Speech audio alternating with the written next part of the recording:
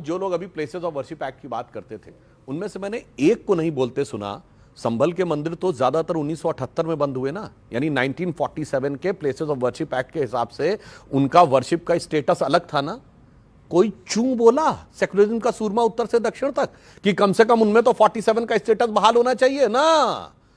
Places of worship act की एक तरफा व्याख्या होगी, यानी जो थी वो यथावत रहेगी। मंदिर टूटते रहेंगे, कोई फर्क नहीं पड़ता। कश्मीर में टूटते रहे, संभल में टूटते रहे, मालदा में, धुबरी में, बरपेटा में, करीमगंज में, कहीं भी होता रहे। वहां कोई नहीं कहता कि वही स्थिति रहनी चाहिए जो 15 अगस्त 47 को है। और मैं विनम्रता से एक और बात कहना चाहता हूं, अगर 15 अगस्त 47 की स्थिति रखना चाहते हो तो खुले दिल से आओ, फिर कहो वक्फ बोर्ड में भी 15 अगस्त 47 से पहले का कुछ नहीं होना चाहिए। 30,000 एकड़ जमीन थी, 30,000 एकड़ रखो। अब वो तो 15 अगस्त के बाद 9,60,000 एकड़ हो जानी चाहिए, मगर मंदिरों के बारे में कहना है नहीं उसमें तो प्लेसेस ऑफ वर्शिप एक्ट रहना चाहिए। और एक और बात मैं कहना चाहता हूं संभल में एक लाइन से, जो दुखद घटना हुई थी 1978 में, वहां की घटना स्वामी जी ज्यादा बेहतर जानते हैं, उस क्षेत्र के रहने वाले हैं। बनवारी लाल का हाथा था जहां हुआ था, और जो मंदिर मिले हैं वो क्या कहा था, सैनियों का मोहल्ला था। आज मैं भारत के लाखों दर्शक जो आपके देख रहे हैं, कान खोल के सुनना चाहिए। सैनी समाज ओबीसी में आता है और बनवारी लाल जी वैश्य थे, वो अगड़े में आते हैं।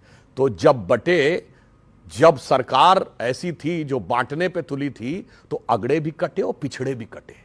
आज जो अगड़े पिछड़े में बांटने की बात कहते हैं, जब मौका आया तो सब के सब कटे, कोई नहीं बचा।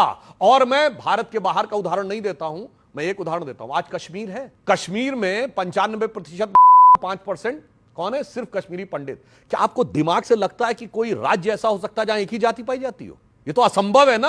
अरे ऐसा कोई जिला नहीं हो सकता जहां एक ही जाति पाई जाती हो। इसका मतलब सब के सब जातियां थी और सब या तो कट गए या कन्वर्ट हो गए। ये भारत का बात बता रहा हूं। 32% जो आज के बांग्लादेश में थे, उसमें SC ST OBC कहां गए, कट गए या कन्वर्ट हो गए।